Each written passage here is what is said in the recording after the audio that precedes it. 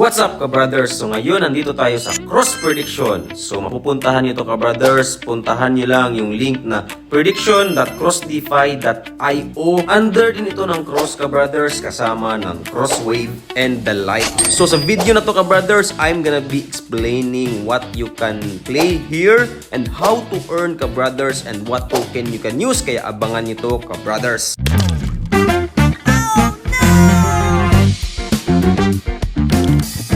Dito sa cross prediction, my brothers, pwede ka mag-participate sa BTC up or down 1 minute and 3 minutes. Meron ding mga events like Brazil versus Morocco, mga laro like Knicks versus Spurs, Australia versus Turkey, World Cup winner. So basically, magre-risk ka ng cross or bill tokens dito ka brothers sa events kung sino yung sa tingin mo na mananalo, and mayroon din siyang odds ka brothers.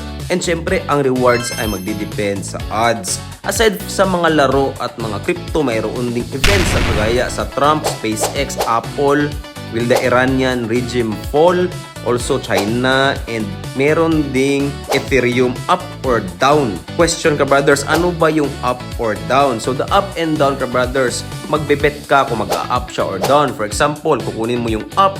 So basically ka brothers, kung mag-down siya at the end of the 3 minutes or 1 minute, kung ano yung pinili mo na time frame ka brothers, pag end niyan, pag nag-down siya, talo ka dun ka brothers kung up yung pinili mo na shares. And yung rewards mo ka brothers, pag manalo ka, nakadepende rin yan sa odds kung kailan mo binili yung shares ka brothers.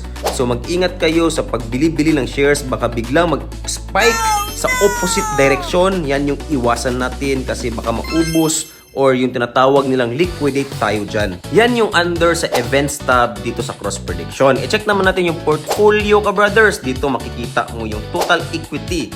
So makikita natin dito ka brothers ang PNL sa cross and bill. So basically ka brothers, ang PNL is malalaman mo dyan if talo ka or panalo sa lahat ng trades mo. Overall na yan ka brothers. Maganda tong feature na to. Makikita mo kung talo ka na ba sa 1 week mong pagtitrade or 1 month. No, makikita mo yan sa portfolio. Connected yung wallet mo dito ka brothers. So yung pang-bet mo dito is yung cross and bill token mo sa wallet. I'm gonna be covering how to convert ka brothers dito sa cross prediction gamit ang CrossForge.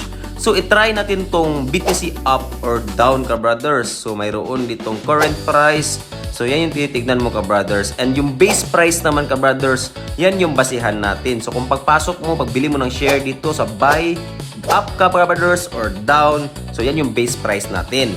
And yung current price, kung umangat siya or bumaba at the end of the time limit sa round ends, yan na ka brothers ang mag-decide if panalo ka or talo. And yung odds, makikita mo ito sa up or down kung anong bibilin mo.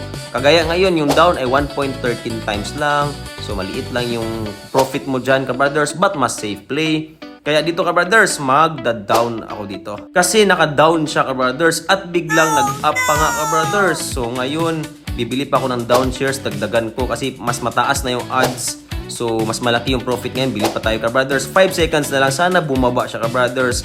And sa last second ay nag-green pa rin siya. So basically, talo tayo doon ka brothers, no? And the unexpected happens in that short period of time, umangat pa siya. So yan yung ingatan nyo ka brothers. That is not how to do it.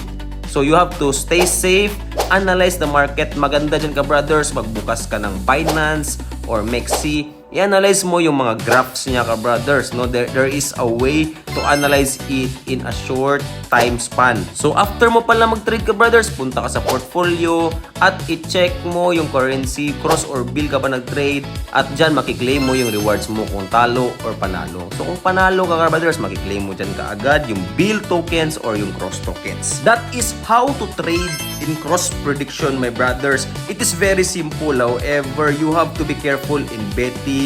It is dependent sa knowledge mo sa cryptocurrency, Ethereum, or Bitcoin. And sa mga events na rin, kagaya ng football games, NBA, and the like.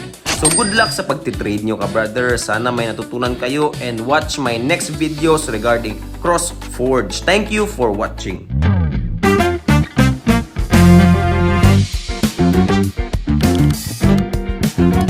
Don't forget to like and subscribe to Brothers TV.